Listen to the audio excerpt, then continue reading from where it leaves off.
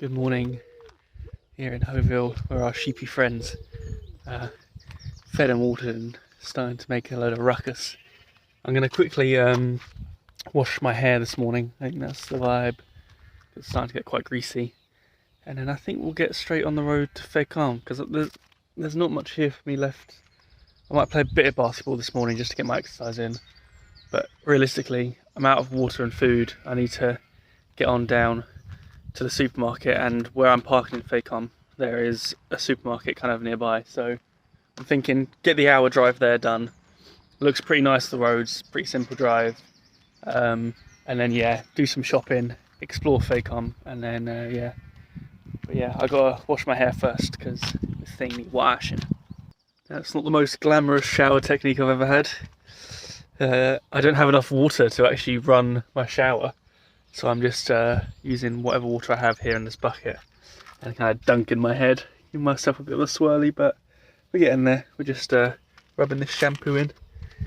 Yeah, man, good vibes. Feeling good today.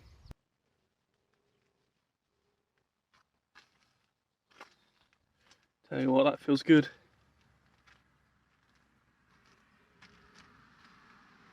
Ooh, that feels nice. A nice soothed scalp. Back onto road again, and we're going off to Fécamp.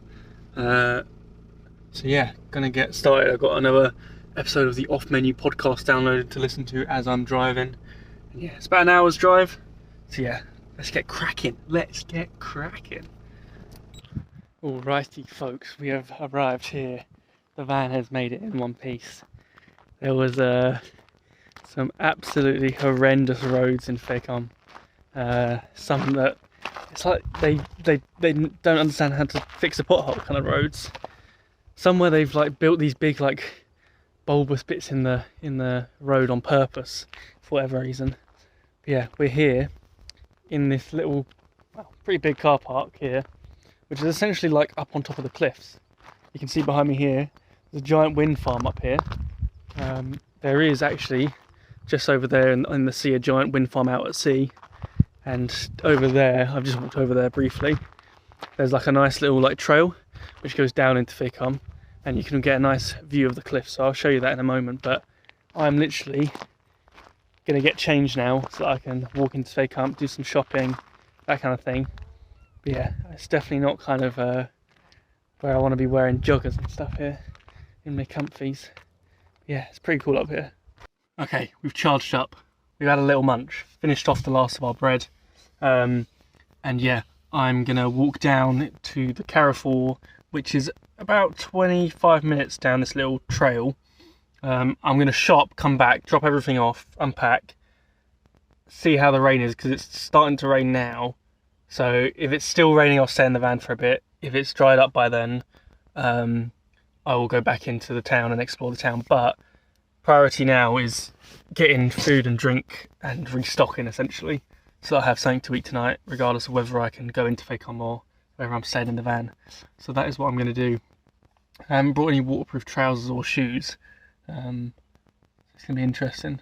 Probably going to end up with wet feet, but hey ho. I've got a jacket to keep the top half of me wet, so yeah. Try and show you quickly what this landscape is like. So there's this building over here. I'll have to look into what that is. But yeah, over here, you probably can't quite see it, but there is some windmills off in the sea there. There's a wind farm. And yeah, just over this little hill is these ginormous Dover looking cliffs.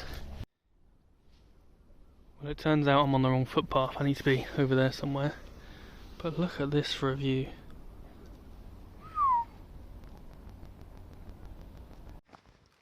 I tell you what, mate, this little footpath is absolutely savagely steep. I'm not looking forward to doing the uphill climb for my shopping, heavy bottles of water, but that's part of the fun, eh? Part of the fun.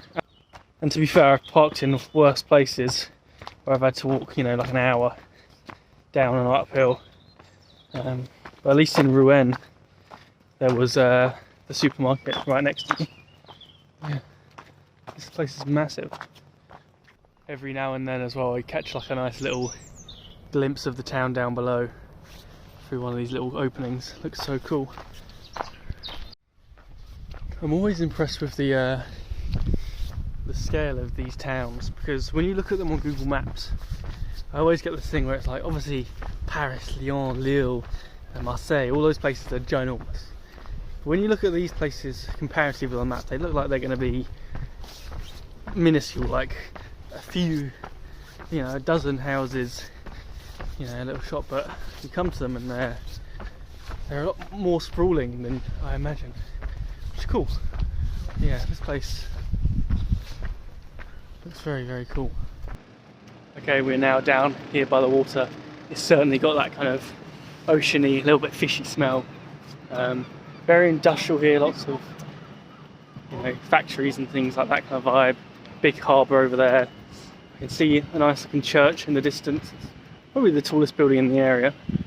And I believe just on the other side of the water is where the Carrefour is. But there's a couple interesting looking places that I've already spotted that I want to go and look at. Some cool architecture. This is an interesting one. So this is the Palace of Benedictine here. I think it's that big building over there, which I think they turned into a bar in the palace, which is interesting. So maybe we'll check that out. I've also seen a couple of these absolute unit camper vans here in France. I have no idea how you get one of those. I'd love to know what company makes those. And that's another thing I might have already mentioned before. I've always wanted to do sailing. I'd love to get on a catamaran.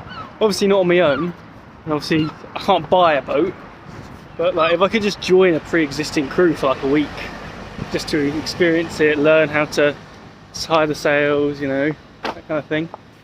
20 minutes down and we're up at that building up there. That's where we're parked, so not a bad little walk at all. You've even got ready-made croque monsieurs here. I have had to stop to take off my jacket because although it's drizzling a little bit, it's just too hot to walk in this jacket, even though it's breathable. My t-shirt underneath is not, and that's counteracting it, keeping me very warm. Wasn't a big Carrefour. I thought it was going to be bigger, so I'll admit I've done quite an English shop, but I bought things that I fancied. I couldn't help it. I did stay away from biscuits, sweets, chocolates, things like that, so that was all avoided. The one thing I treated myself to was a nice can of 7-Up Cherry, because if you know 7-Up Cherry, you know it bangs, and it was just looking so tempting in the fridge. So yeah, we've got this big uphill walk now, which, yeah, it's going to be a bit of a challenge, that's for sure. But hey, now that I've got my jacket off, it'll be a bit better. I've just walked all the way up. I'm sweating like a mofo. I've dropped my bloody t-shirt somewhere, so I'm retracing my steps to look for it. What a ball ache. Oh, mate, I have no idea how far back I've dropped this t-shirt. Someone might pick it up. Mate, I literally sat down on the edge of my van, took the bags off, breathed, and I was like, started unpacking. Not even unpacking, I was just taking off my bum bag, which had my coat in it, and also the t-shirt. And now I've got to go all the way back. I hope it's not, it's going to be down the hill, isn't it? Okay, luckily it's only like 10 seconds down the hill. What's weird though is a whole school trip has just walked past it and just not bothered picking it up at all.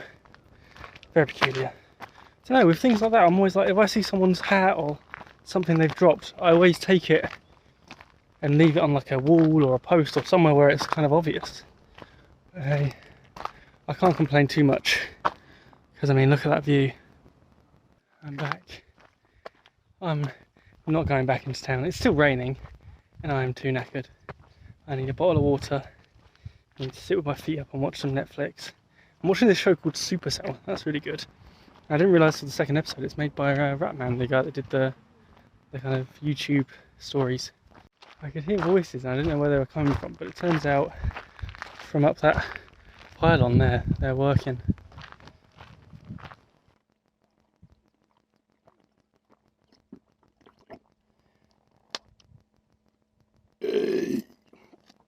Pardon me. Now for my British shop, you know we had to get some bacon for a bacon sandwich. I also got some chicken escalopes that are pre-panade, therefore I can literally just pan fry these, have them in a sandwich. Did get some bananas, still have all the salad in the fridge for health, so I'm thinking maybe actually I do a chicken cutlet on like a salad kind of thing. Obviously still a bacon sandwich with some ketchup.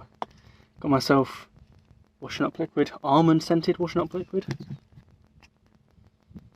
Smells very nice. And yeah, sweet 7-Up cherry. It's gonna be a lifesaver. Look at the absolute Physosaurus Rex on that bad boy.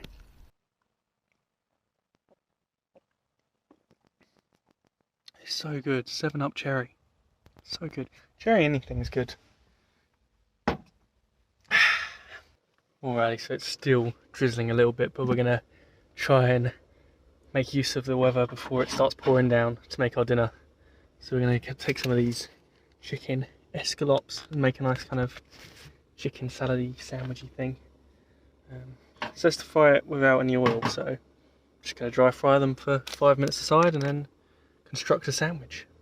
Gonna go in with some of this Foraging Fox avocado and lemon mayonnaise, so that's gonna be a nice base. Okay, mayo is on. We've also gone in with our lettuce for health. I think I'm gonna add in the rest of the tomato that I had from the other day.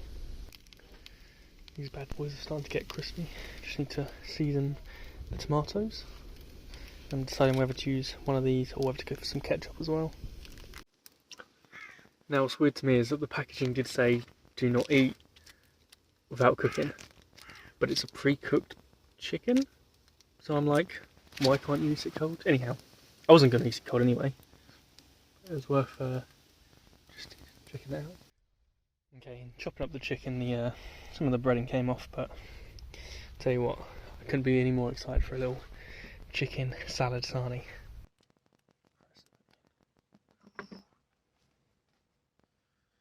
There goes nothing.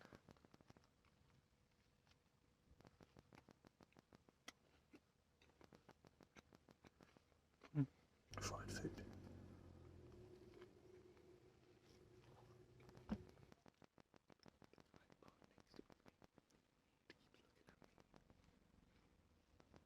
Alright, about an hour or so has passed since I had my dinner.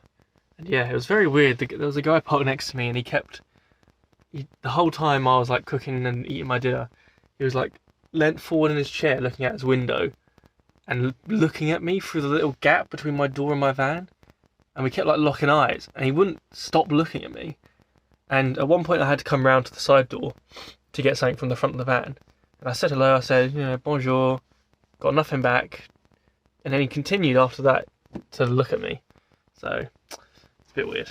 Just a bit weird. Like, I didn't feel like scared or threatened or it was just a bit weird. It's like, all right, mate, can I help you?